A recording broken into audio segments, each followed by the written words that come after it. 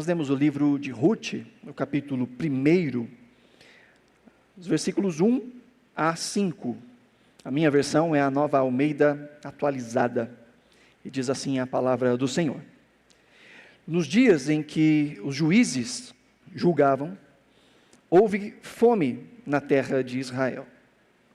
E um homem de Belém de Judá foi morar por algum tempo na terra de Moabe, com a sua mulher e os seus 2 filhos. Este homem se chamava Elimeleque, e sua mulher se chamava Noemi. Os filhos se chamavam Malom e Quilion. Eram efrateus, de Belém de Judá, e foram à terra de Moabe e ficaram ali. Algum tempo depois, Elimeleque, o marido de Noemi, morreu, e ela ficou sozinha com os 2 filhos. Estes casaram com mulheres moabitas. O nome de uma delas era Orfa, e o nome da outra era Ruth. E ficaram ali quase 10 anos. Depois morreram também Malom e Quilion, os 2 filhos de Noemi. E assim ela ficou sozinha, sem os 2 filhos e sem o marido. Essa é a palavra do Senhor. Que o Senhor nos abençoe mediante a exposição da sua palavra, no nome de Jesus. Amém? Queridos, o início do ano é esse tempo de nós recalcularmos as nossas rotas, refazermos os nossos planos, pensarmos a respeito da vida. Começamos o ano sempre com bastante esperança, às vezes um pouco de desânimo, antecipando certas coisas, mas com planos, com projetos, com propósitos. E uma das coisas muito importantes na nossa vida, enquanto cristãos principalmente, é que nós precisamos aprender a fazer boas decisões. Tomar boas decisões. Temos bons projetos. E mais, a forma como nós decidimos e as coisas que nós escolhemos diz muito sobre a base do nosso coração. Diz muito sobre aquilo que orienta as nossas vidas. Diz muito a respeito de como enxergamos Deus. A forma como compreendemos Deus, se compreendemos através das páginas da Escritura, aquilo que Ele revela, vai nos levar a ter algum tipo de ação. E também, se nós inventamos um Deus, ou se nós servimos a um Deus cultural, isso vai nos levar a ter um outro tipo de ação. A base do nosso coração é que estrutura as nossas escolhas. E a partir das nossas escolhas, traçamos os nossos projetos, lançamos os nossos projetos e perseguimos os nossos objetivos. E como nós reagimos diante das nossas decisões, ou diante dos resultados das nossas decisões, também fala muito do nosso coração. Se somos aprendizes, se não somos. Se diante de resultados positivos, nos ensoberbecemos. E se diante de resultados negativos, nos decepcionamos, viramos as costas para Deus, embrutecemos, somos teimosos, ou aprendemos, arrependemos, retornamos. Isso fala muito do nosso coração. Fato é que Deus trabalha nas nossas vidas mesmo quando a gente não percebe. Deus fala conosco e trabalha conosco quando ouvimos. Mas Deus trabalha conosco também quando nós não o ouvimos. O livro que está diante de nós, o livro de Ruth, nos traz exatamente essa história.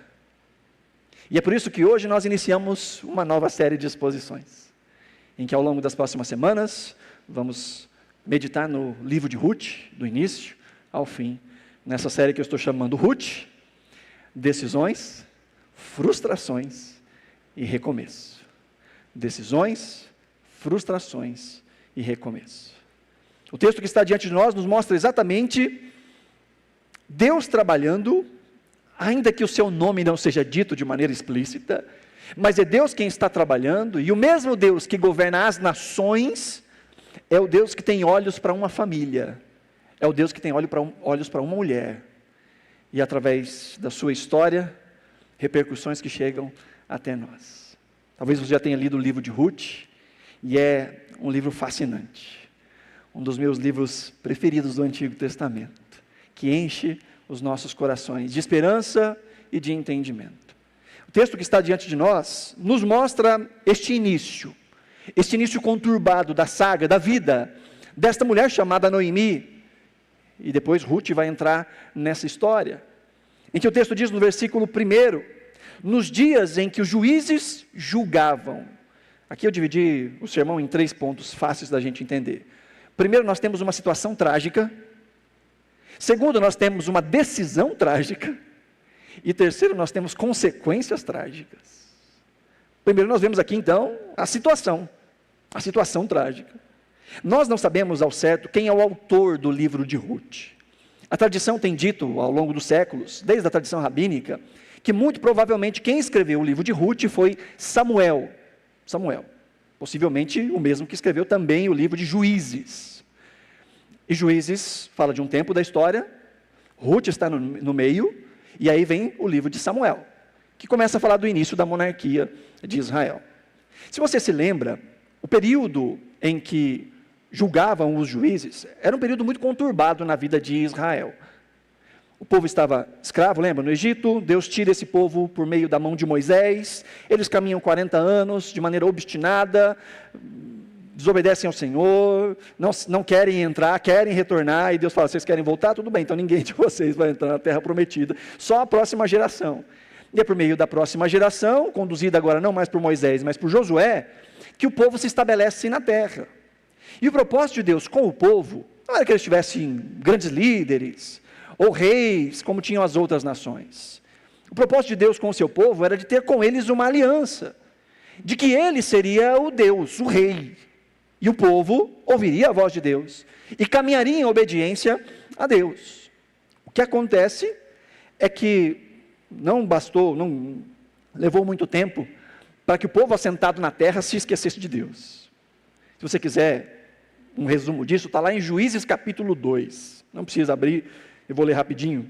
Diz o texto aqui que depois, Juízes 2:6, depois que Josué despediu o povo, os filhos de Israel se foram, cada um a sua herança, para possuírem a terra, o povo serviu o Senhor todos os dias de Josué e todos os dias dos anciões de Israel, enquanto os anciões de Israel sobreviveram, por muito tempo depois de Josué, e que viram todas as grandes obras que o Senhor tinha feito em Israel. Josué, filho de Num, servo do Senhor, morreu com idade de 110 anos. Foi sepultado em sua própria herança, em Timnat-Heres, na região montanhosa de Efraim, ao norte do Monte Gaás. Toda aquela geração, presta atenção nisso, toda aquela geração também morreu e foi reunida aos seus pais. E depois dela se levantou uma nova geração que não conhecia o Senhor, nem as obras que ele havia feito por Israel. Então os filhos de Israel fizeram o que era mal aos olhos do Senhor, servindo aos Balaíns. Deixaram o Senhor, Deus de seus pais, que os havia tirado da terra do Egito, e seguiram outros deuses, os deuses dos povos que haviam ao redor deles, e os adoraram, e provocaram o Senhor a ira, porque deixaram o Senhor, e serviram Baal, Astarote. A ira do Senhor se acendeu contra Israel, e ele os entregou nas mãos dos ladrões que os despojavam do que possuíam, e os entregou nas mãos dos seus inimigos ao redor, e não puderam mais resistir a eles. Por onde quer que fossem, a mão do Senhor estava contra eles, para o seu mal, como o Senhor lhes havia dito, e como lhes havia jurado, e estavam em grande aperto. Então o Senhor suscitou juízes, que os livraram das mãos dos que os atacavam e roubavam. Mas eles não obedeceram aos juízes, pelo contrário, se prostituíram com outros deuses, os adoraram. Depressa se desviaram do caminho por onde andaram seus pais, na obediência aos mandamentos do Senhor, e não fizeram como eles. Quando o Senhor lhes suscitava juízes, o Senhor estava com o juiz, e os livrava das mãos dos seus inimigos, todos os dias daquele juiz, porque o Senhor se compadecia deles ante ao seu gemido por causa dos que os afligiam e oprimiam. Mas, quando o juiz morria, eles voltavam a viver como antes e se tornavam piores do que os seus pais, seguindo outros deuses, servindo-os e adorando-os. Não abandonavam nenhuma das suas práticas, nem a sua obstinação. Esse é o resumo de Juízes. O povo estava na terra, se voltou contra Deus, e Deus diz: eu sou a herança de vocês, eu sou o galardão de vocês. Enquanto vocês estiverem comigo, está tudo certo. Mas o dia que vocês escolherem sair debaixo da minha presença, vocês estão por conta própria. É o que o texto diz. Deus os entregava. Vocês querem ir para longe, vão para longe. E o que acontecia? Perseguição, opressão. Israel era um território pequeno, um povo pequeno. Havia muita gente querendo aquele pedaço de terra. Não só agora, mas naquela época também. Então o povo era oprimido, oprimido, oprimido. E o que acontecia em tempo de opressão? Deus tem misericórdia, e se arrependiam, e choravam, e Deus, por misericórdia, o que fazia? Levantava um juiz, e esse juiz conduzia o povo em vitória, mas esse juiz também dizia: sirvam ao Senhor, temam ao Senhor, e enquanto estavam as coisas indo mais ou menos difíceis, as pessoas queriam servir ao Senhor, mas quando era tempo de bonança, o que acontecia? Se esqueciam de Deus de novo, perseguição, e esse ciclo vai acontecendo o livro todo de Juízes. Se você tiver estômago depois, leia o livro todo de Juízes para você ver. O povo se esquecendo de Deus. Calamidade. Senhor, tem misericórdia. Deus levanta o juiz. Alegria. O povo se esquece de Deus. Calamidade. E assim vai indo. E assim vai indo. O resumo do livro de Juízes, inclusive, se você está com o Ruth aberto ainda, o último versículo do livro de Juízes, Juízes 21, 25 diz: naqueles dias não havia rei em Israel. Cada um fazia o que achava mais certo. Esse é o tema de Juízes. Pois bem, o texto de Ruth começa dizendo que nos dias em que os juízes julgavam, é nesses dias de caos espiritual, em que cada um faz o que der na telha, em que cada um segue os seus próprios instintos e vai tomando decisões à parte de Deus, é nesse dia que houve fome sobre a terra de Israel. E se você se lembra, fome para este povo da aliança não é simplesmente adversidade, dificuldade, problemas climáticos, não. Para o povo da aliança, fome significa algo muito maior. Deus havia dito a este povo, em Deuteronômio capítulo 28, que a marca da sua aliança, que o povo, enquanto ouvisse, enquanto obedecesse, estivesse debaixo da proteção de Deus, haveria chuva, haveria sol, haveria colheita, haveria vida, haveria prosperidade, bendita é a sua entrada, bendita é a sua saída. Lembra desse texto? Bendita é o seu cesto, benditos são os seus animais, é bendito, tudo maravilhoso. Mas Deuteronômio 28 vai dizer que quando o povo se rebelasse contra Deus, dificuldade, ausência de chuva e fome. Então fome para o povo de Israel significa: Israel está indo pelo caminho errado, é hora de se arrepender, é hora de voltar para o Senhor. Deus está trazendo justiça sobre Israel para que Israel se arrependa dos seus pecados. É isso que significa fome na terra de Israel. E aí diz o texto, então, diante dessa situação toda calamitosa, que este homem, chamado Elimeleque, vai para a terra de Moabe. É tão interessante que o texto aqui nos fala de algo irônico. Diz que um homem de Belém, de Judá, foi morar algum tempo em Moabe com a sua mulher, porque estava tendo fome na terra. E a palavra Belém literalmente significa casa do pão. Então tem uma ironia aqui, né? Não havia pão na casa do pão. E isso porque o povo estava em soberba. E o que o povo tinha que fazer? Você conhece o texto de 2 Crônicas, capítulo 7, não conhece? Se o meu povo, que se chama pelo meu nome, se humilhar e orar, e me buscar de todo o coração, e se converter dos seus maus caminhos, que Deus diz? Eu ouvirei dos céus, perdoarei os seus pecados e sararei a sua terra. O que o povo tinha que fazer diante da fome? Se arrepender. E o que Elimeleque faz diante da fome? Vai para Moabe. Então a situação calamitosa gera essa decisão trágica, que está aí no versículo 1, parte B. Um homem de Belém de Judá foi morar há algum tempo na terra de Moabe. E por que essa é uma decisão trágica? Porque Moabe não era qualquer lugar. Porque sair de Israel não era qualquer coisa. Sair de Belém não era qualquer coisa.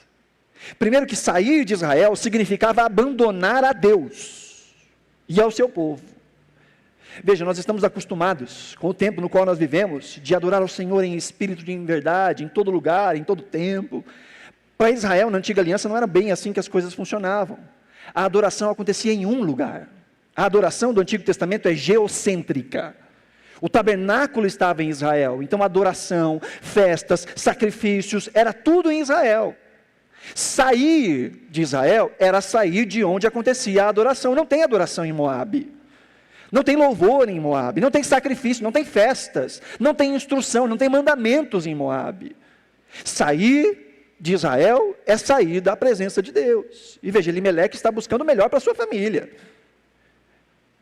Tem comida em Moabe? Bora para Moabe. É um dilema, eu sei, não estou crucificando Moabe não, o Elimeleque não.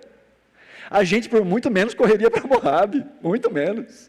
Muita gente, por muito menos, correria para Moabe. Então, primeiro, sair de Israel é sair de Deus. Mas, em segundo lugar, Moabe era um grande inimigo de Israel. Inclusive, no capítulo 3 de Juízes, nos fala que o rei Eglon dominou Israel durante 18 anos. 18 anos. E impôs sobre eles um pesado fardo. Até que Deus levanta um juiz chamado Eude. Lembra do Eude? A história é muito esquisita. Deus levanta Eude diz o texto que ele era canhoto, ele faz um punhal, aí ele vai entregar um tributo para o rei Eglon, e ele fala assim, rei, eu tenho um negócio secreto para falar com o Senhor. E o rei fala assim, pode todo mundo ir embora. Aí o Eude foi lá, e diz o texto que o rei Eglon era bem gordão, sabe? E ele levantou, e aí, quando ele ia se aproximando, o Eude tirou o punhal e na barriga dele, com tanta força que entrou a lâmina e o cabo. E aí ele caiu, e como ele era gordão, escondeu até onde foi feito o ferimento. É o que o texto diz. E então Deus livrou Israel das mãos de Eglon. E Eglon era o rei de Moabe. Os moabitas são esse povo que nasce, lembra como nascem os moabitas? São descendentes de Ló, numa geração incestuosa com uma de suas filhas. Moabe perseguiu Israel durante o exílio, saindo da terra prometida, do Egito rumo à terra prometida. Moabe foi um dos que resistiu. Você lembra de um cara chamado Balaão? Lembra? Balaão foi contratado para amaldiçoar Israel, e foi contratado por Balaque, rei de Moabe. Deus havia dito ao povo que os moabitas não entrariam em sua presença, não deveriam estar nas assembleias, nas reuniões de adoração. Os moabitas, os israelitas tinham que ficar longe dos moabitas. Então, ir para Moabe não é ir para qualquer lugar. Ah, mas está buscando melhores condições para sua família e tudo mais. Pois é, mas sair de Israel para Moabe não é a melhor decisão. Uma decisão trágica, uma decisão errada. E o texto é irônico, porque o homem que toma essa decisão se chama Elimeleque. Talvez isso não diga muito para você, mas Elimeleque, Deus, Melech, significa rei. Elimeleque literalmente significa, meu Deus é o meu rei. Mas diante da crise, quem decide não é Deus, é Elimeleque. E ele decide não ouvir a Deus e buscar conforto em Moabe. E de novo, o dilema é grande, eu sei. E muitos de nós, por muito menos, deixaria Belém para ir rumo a Moabe. Mas as nossas decisões manifestam o nosso coração. E diz quem é que governa a nossa vida. Se de fato Elimeleque, se de fato Deus é o meu rei, eu ouço a Deus, eu busco a Deus. E o que Deus diz no dia da crise para Israel? Arrependimento, busca, mudança, transformação. Mas o que Elimeleque decide? Fuga, vamos procurar pastos mais verdinhos. As nossas decisões revelam quem governa a nossa vida. E nós temos a tendência de priorizar o nosso conforto e a nossa provisão econômica ao invés de proteção espiritual. Essa é a tendência do ser humano e, infelizmente, a tendência dos crentes. De olhar para pastos verdejantes e dizer, este é o caminho de Deus. Mas nem sempre é. Há uma teologia que é vendida nesse mundo, que molda o nosso coração a respeito de quem é Deus, que é muito diabólica. Quer dizer que aquele que serve a Deus sempre vai estar nadando de braçada na glória. Sempre vai comer do bom e do melhor. Não vai passar por dificuldade. Se está passando por uma adversidade, é porque você está orando de menos, é porque é pecado, isso, aquilo, outro. Porque crente é rico, crente é cheiroso, crente é bonito. E veja, não estou dizendo que Deus não tem poder de fazer essas coisas e que Ele faz vez ou outra. Mas isso não é o Evangelho.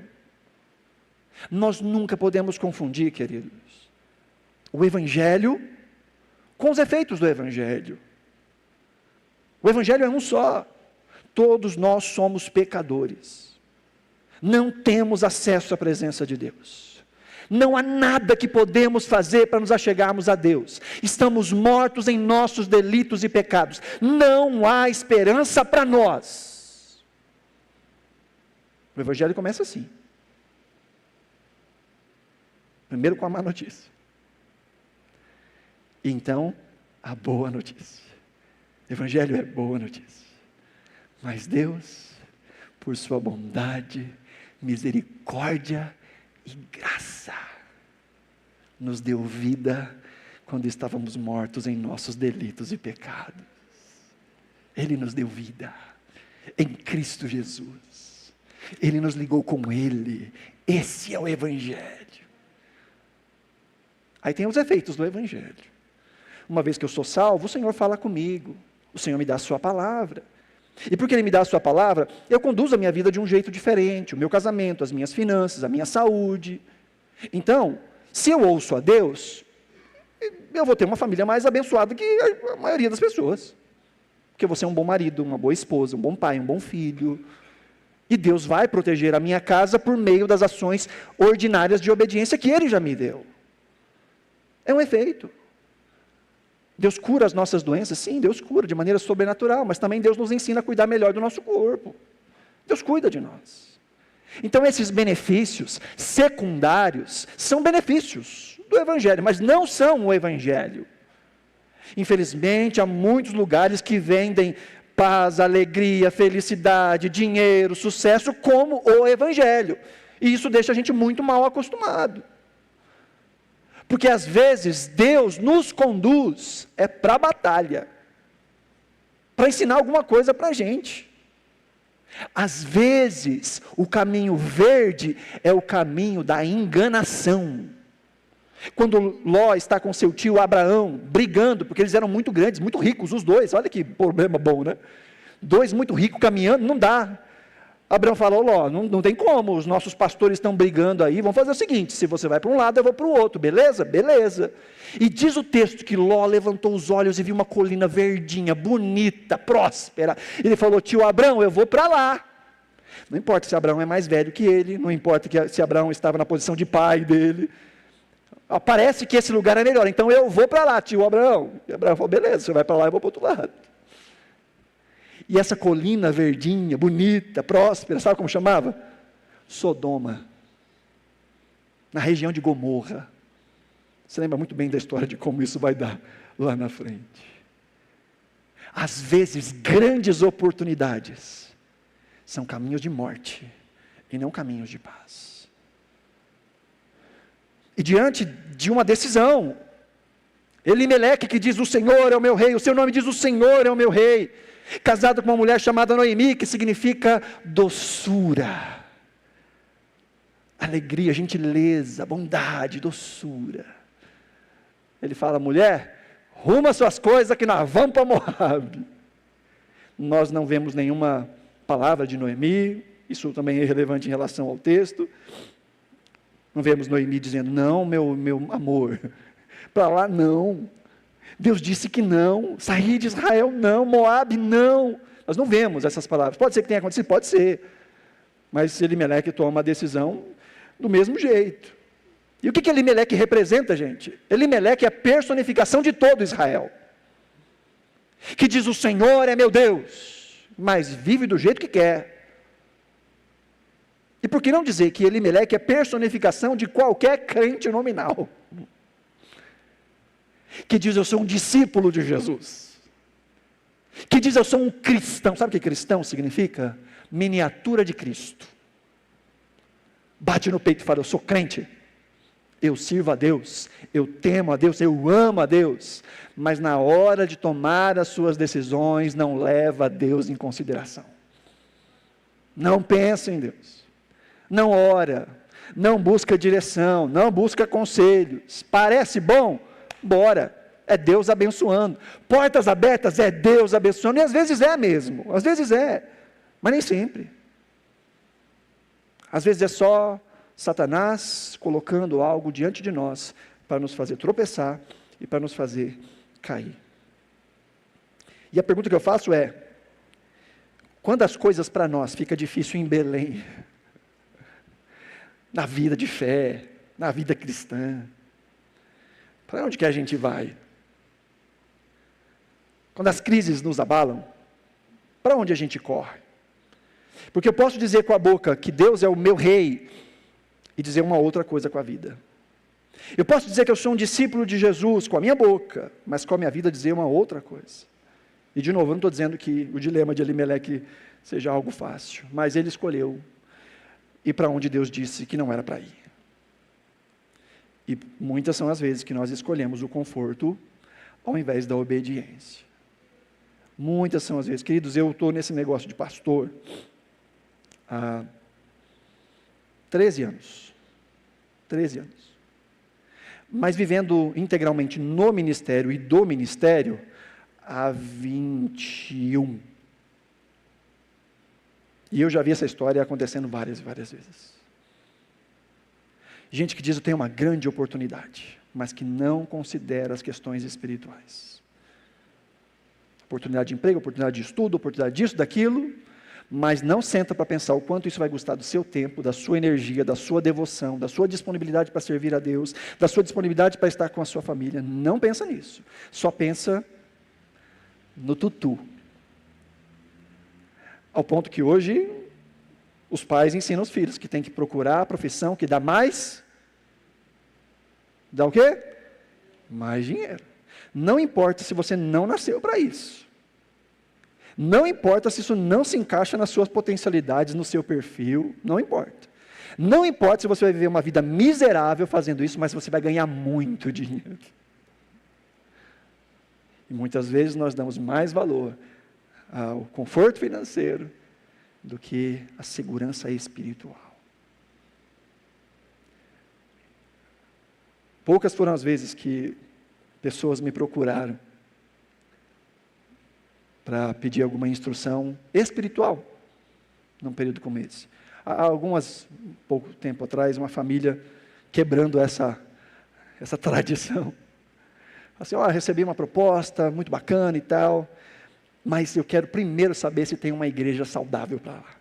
Olha aqui, maturidade.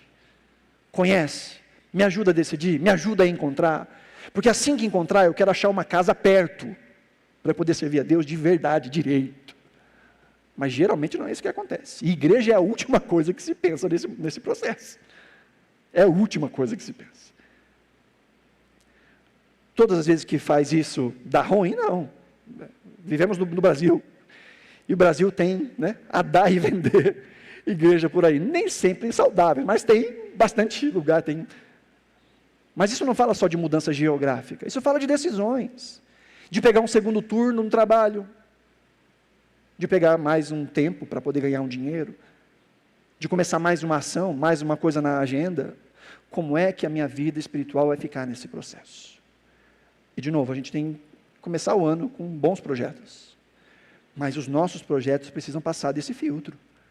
Porque essa decisão trágica trouxe sobre Elimeleque e sua família consequências trágicas. Veja aí o versículo 3, que diz: algum tempo depois, Elimeleque, marido de Noemi, morreu.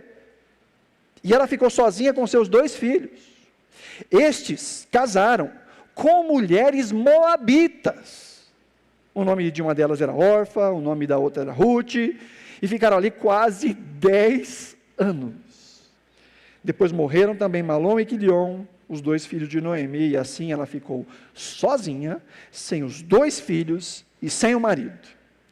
Tem uma frase do Ravi Zacarias, não é só ele que fala isso, mas eu me lembrei dele falando, que ele diz que as nossas consequências estão ligadas às nossas escolhas. As consequências estão diretamente ligadas às escolhas daquilo que a gente faz. E aí a frase comum: você pode escolher as suas escolhas, Você pode fazer as suas escolhas, mas você não pode escolher as suas consequências. Você pode tomar as suas decisões, mas não tem como escolher o resultado das suas decisões. Por isso a gente precisa tomar boas decisões. E as decisões afetaram todo mundo. Nós estamos vendo aqui um tempo patriarcal, onde o patriarca, chefe do clã, tomava as decisões quase de maneira monocrática. Isso me lembra algumas coisas, mas deixa para lá. E ele diz, vamos para Moabe. Noemi tinha pouca palavra de decisão. Os filhos também, pouca palavra. É o pai que manda. Mas veja, a decisão de Elimeleque não afetou só ele. Afetou a mulher, afetou os filhos. Porque assim é a vida, gente. Nós somos seres comunitários. E as decisões que nós tomamos não afetam só a gente, afeta também os outros. Principalmente no ambiente familiar, a decisão de um marido afeta a sua esposa, afeta os filhos, a decisão da esposa afeta o marido, afeta os filhos, a decisão dos pais afeta os filhos, a decisão dos filhos afeta os pais, direta ou indiretamente. As decisões dos filhos machucam os pais, fazem os pais sangrarem em segredo, trazem agonia, sofrimento, desespero.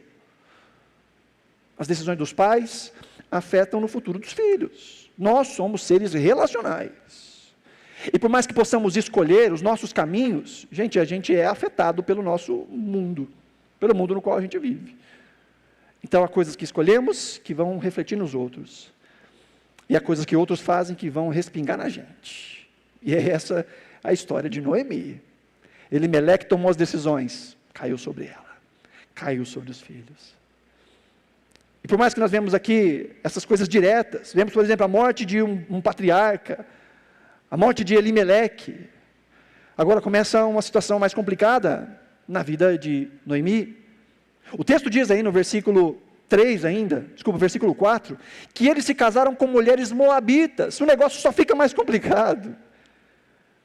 A desobediência só cresce. Deus já havia dito exclusivamente, especificamente, para que o seu povo não se misturasse com os povos pagãos. Mas como é que casa com o povo da aliança se está em Moabe? Moabe estava mais ou menos uns 90 quilômetros de distância, que parece que não é muita coisa para nós, mas para a época era. Dava uns 2 dias de caminhada, tinha que passar por regiões montanhosas, contornar o Mar Vermelho. Era um lugar difícil, de difícil acesso. Como é que volta para casar? E que moral Noemi tem para dizer para os filhos, não casa com Moabita? Deus não gosta. Mas peraí, Deus não queria que a gente saísse de Israel e a gente saiu? Como é que você vai dizer isso, mãe? As nossas escolhas influenciam as escolhas dos nossos filhos. Você conhece essa expressão? Que o nosso ensino até conduz um pouco, mas o nosso exemplo arrasta. A nossa vida arrasta. É por isso que todas as vezes, ou quase sempre que eu falo a respeito das crianças da nossa igreja, a igreja é um parceiro nesse projeto de criar as nossas crianças, é um parceiro. Mas é a vida cristã no lar que molda o caráter dos nossos filhos. Não é 40 minutos, 50 minutos de uma aula bem dada, de uma aula bem elaborada, não é isso que molda mais a vida dos nossos filhos, é a nossa vida em casa. É o nosso exemplo. É o que a gente faz. E eles se casaram com gente fora da aliança. Moabitas. Talvez pensaram assim, bom, mas elas são boa gente, são bonitas, são inteligentes, só falta ser crente. Já ouviram esse papo? E de novo, estou nesse negócio de pastor tem 13 anos, uns 20 no ministério, quase 40 de igreja. Você não tem 40 porque eu sou novinho. Mas geralmente não dá certo. Eu posso contar nos dedos de uma mão quando essa ideia de casar fora da aliança deu certo. Quando assim, no máximo, com toda a bondade de Deus, no máximo que acontece, é um não interferir na vida do outro no que diz respeito à espiritualidade. É o marido não crente não proibir a esposa crente de ir para a igreja ou vice-versa. No máximo, é o que acontece geralmente, tá? Mas o que também acontece com muita frequência é o marido dizer, não, você não vai, não, você não vai servir, a esposa dizer não, ou a igreja ou eu, e aí aquele pandemônio. Mas é bonita, é cheirosa, é inteligente, só não é crente. Pois Deus fala para a gente ficar entre aliança. Por quê? Para nos preservar. Não é que Deus quer cortar o nosso barato. Não é que Deus é preconceituoso. É porque Deus quer te preservar. Jesus disse, como andarão dois juntos se não há concordância entre eles? Como? Deus é gracioso e por vezes redime histórias como essa. Às vezes tomamos decisão antes de ter esse entendimento. E Deus é bom e faz com que o testemunho da esposa traga luz sobre o seu marido. E que o testemunho do marido traga luz sobre a esposa. E muitas conversões acontecem nesse momento. Agora, há um caminho de proteção. Há um caminho de preservação. E ir contra o caminho de proteção e preservação é pagar para ver. Na minha vez vai dar certo. Já ouviu essa história? Na minha vez vai dar certo. Comigo vai ser diferente. Eu vou converter.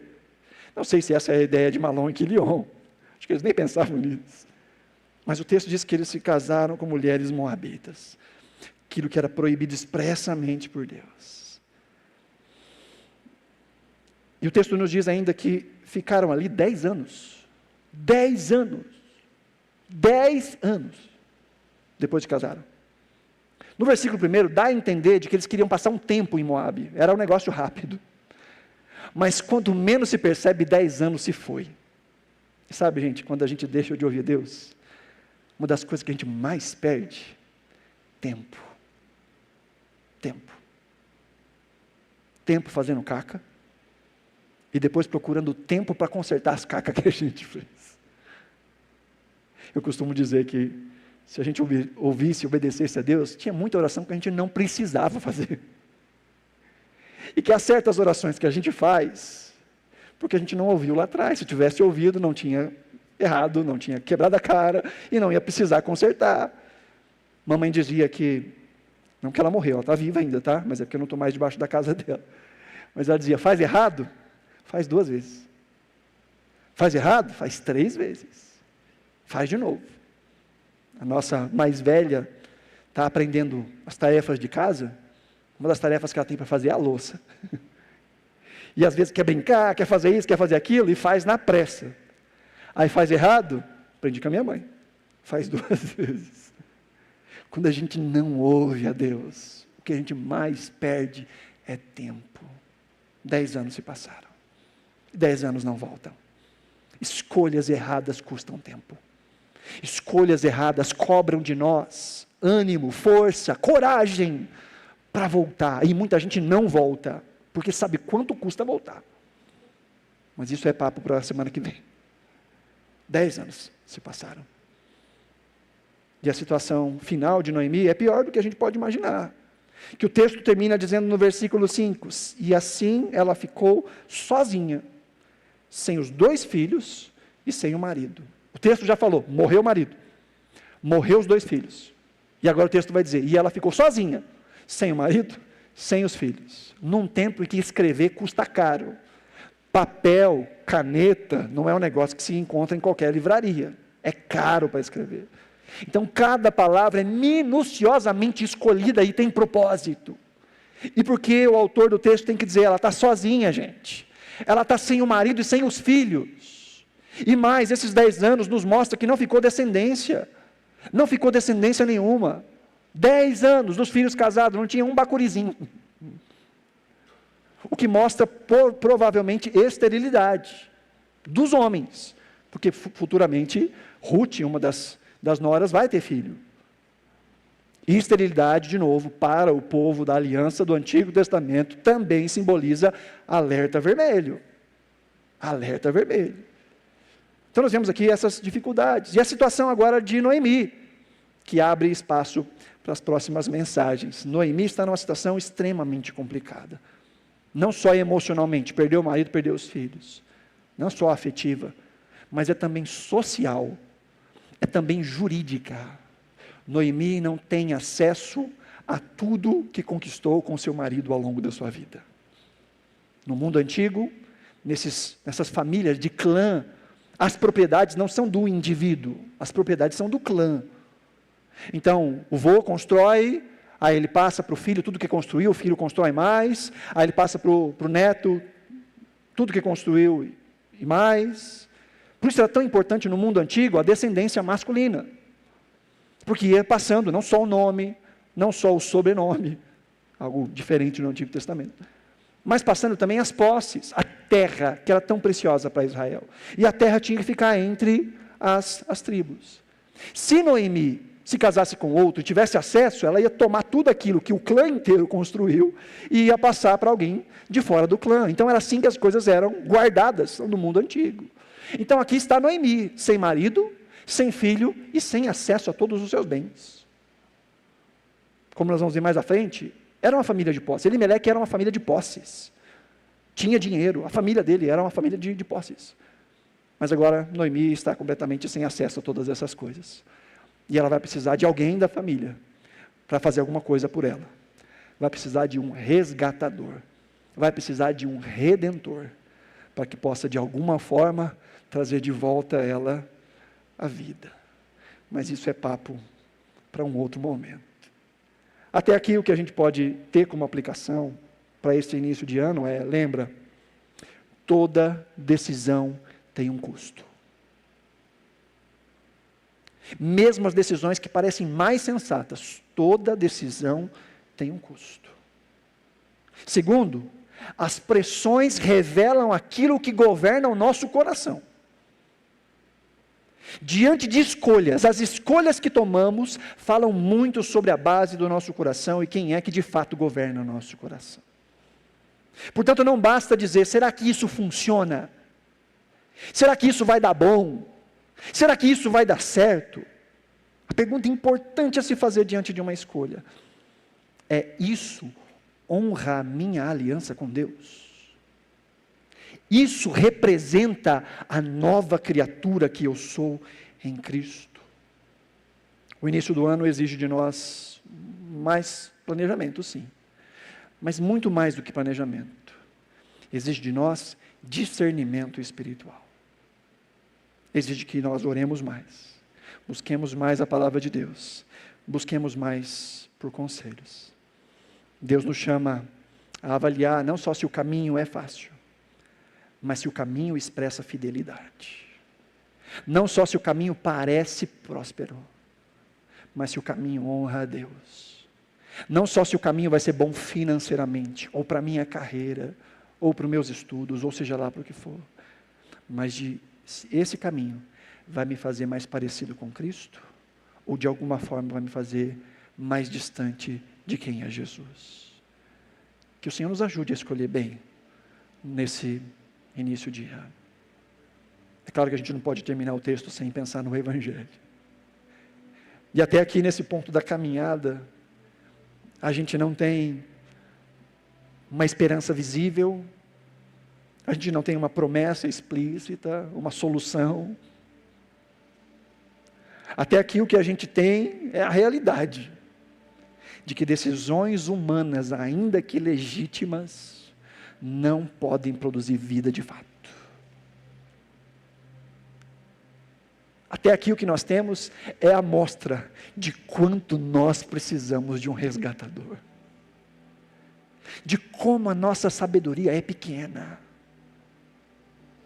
Até aqui o que nós temos é exatamente entender que nós não nos bastamos. Mas a boa notícia é que o livro de Esther não acaba aqui. A boa notícia é que a Bíblia não acaba aqui. A boa notícia é que há um redentor para Noemi. E que por meio desse redentor, desse resgatador, há uma linhagem que passa por Davi, que chega até uma cidadezinha em Nazaré, um homem chamado José, uma mulher chamada Maria, e esse casal vai até Belém, a casa do pão, e da descendência de Noemi, vem aquele que é o pão da vida, aquele que é o alimento, aquele que é o sustento. Na história de Noemi, o que nós vemos, e na história de Ruth, que vamos ver mais à frente, é um texto que mostra exatamente a necessidade de um rei. Não tinha rei. E o texto vai desaguar lá na frente em Davi. O propósito do texto a princípio é falar de Davi lá na frente. Não havia Deus em Israel, então era tempo dos juízes, cada um fazia aquilo que dava na telha, ainda que batia no peito e dizia, o meu Deus é o meu rei, mas no final seguia os seus próprios conselhos, a sua própria vida, e aí lá na frente vai apontar para Davi. Mas Davi é sombra, Davi não é fim, Davi é sombra, e todos nós precisamos de um rei, porque o trono da nossa vida nunca fica desocupado. Se Cristo não está no trono da nossa vida, alguma coisa vai estar, alguém vai estar. Se Deus não é o primeiro, tem uma música antiga que diz isso, se Ele não for o primeiro, então já não é mais nada. Se Deus não estiver no trono do nosso coração, se Cristo não estiver no trono do nosso coração, nada mais importa, porque alguma outra coisa vai encontrar lugar ali. Mas o que essa história nos mostra é que há um rei prometido, e o rei não é Davi, mas o filho de Davi. Vemos uma família se exilando, saindo de uma situação de crise, de escassez, buscando conforto. E vemos um Cristo que se exila, saindo do conforto e entrando numa situação de escassez, para poder fazer com que aqueles que vivem em Moabe possam retornar à casa do pão. E Ele faz isso por meio da sua morte, por meio da sua ressurreição. Jesus se tornou o acesso de volta à terra prometida. E todo aquele que passa por Jesus, todo aquele que olha para a cruz, tem nele a vida eterna. E o tem como seu rei e como seu Senhor. E passa a habitar não mais no seu próprio reino, mas no reino de Deus. Que o Senhor nos ajude, que o Senhor nos abençoe, porque no final das contas somos todos Elimeleque. Todos queremos fazer justiça do nosso jeito, todos queremos tomar as coisas nas nossas mãos. No final das contas somos todos Malom e Quilion. Sofremos com as escolhas dos outros e continuamos com as nossas escolhas erradas. Mas no final das contas somos todos Noemi, precisando de esperança, precisando de redenção. E o spoiler do texto: há redenção, há esperança, há recomeço.